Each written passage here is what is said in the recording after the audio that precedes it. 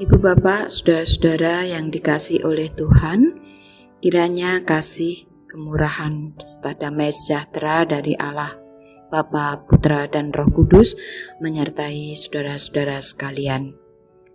Sebelum bersama-sama kita mendengarkan pengajaran Tuhan melalui firman yang akan kita baca dan kita renungkan di dalam renungan sapaan iman di hari ini, saya mengajak kita mempersiapkan hati di dalam doa. Mari kita berdoa. Allah Bapa di surga, kami mengucap syukur atas kesempatan yang Tuhan berikan kepada kami. Sebelum kami melanjutkan aktivitas kami kembali di hari baru pemberian Tuhan, perkenankan kami menerima pengajaran-Mu melalui firman yang akan kami baca dan kami renungkan bersama. Kiranya Roh Tuhan menolong setiap kami untuk dapat memahami firman-Mu dan melakukannya di dalam kehidupan kami hari lepas hari. Dalam Kristus Yesus sumber hikmat kami berdoa. Amin.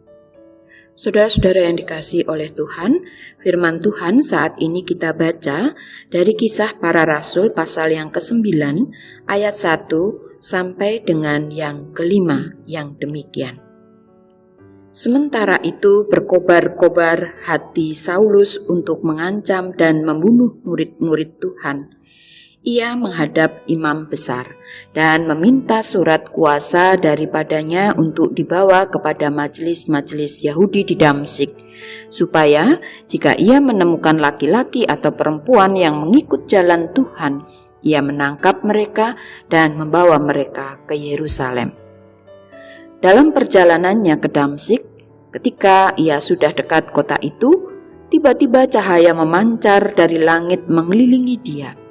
Ia rebah ke tanah dan kedengaranlah olehnya suatu suara yang berkata kepadanya, "Saulus, Saulus, mengapakah engkau menganiaya aku?" Jawab Saulus, "Siapakah engkau, Tuhan?" Katanya, "Akulah Yesus yang kau aniaya itu." Demikian firman Tuhan.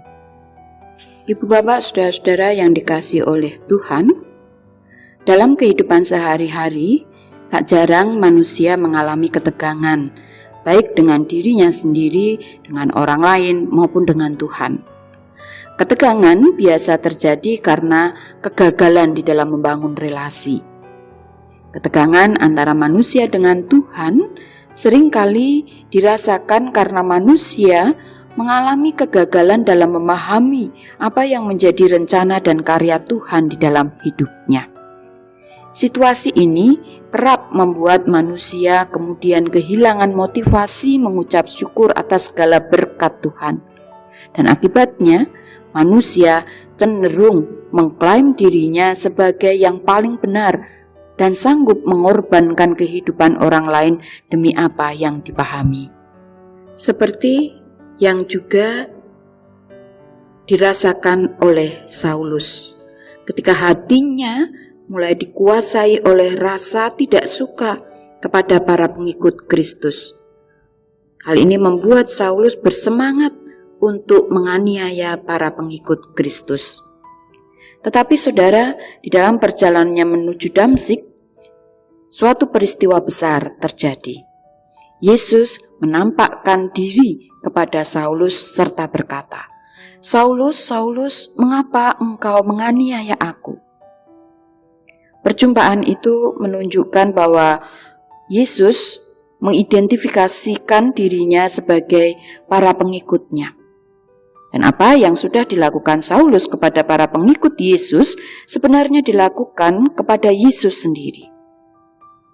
Saudara, ketika hal ini dinyatakan kepada Saulus, disinilah pertobatan Saulus terjadi. Dan melalui peristiwa perjumpaan antara Yesus dan Saulus ini, kita juga menerima beberapa pengajaran.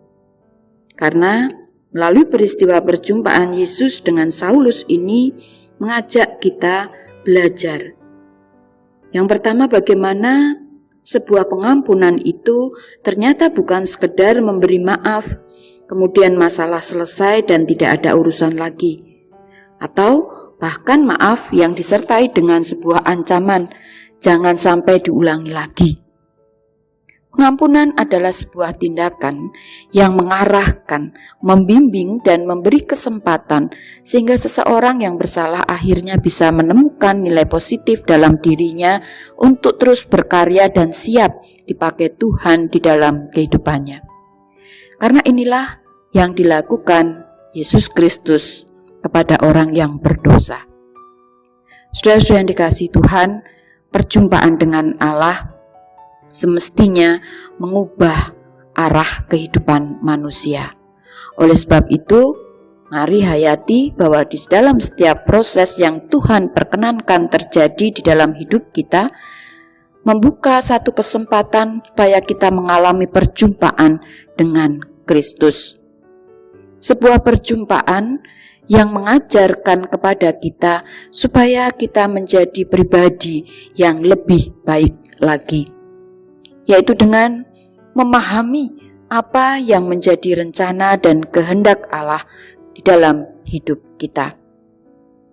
Ini juga mengingatkan kepada kita semua bahwa kita sebagai orang yang sudah terlebih dahulu dipulihkan, kita pun dipanggil untuk siap memulihkan sesama dengan penuh ketulusan, sesama yang rindu untuk dipulihkan.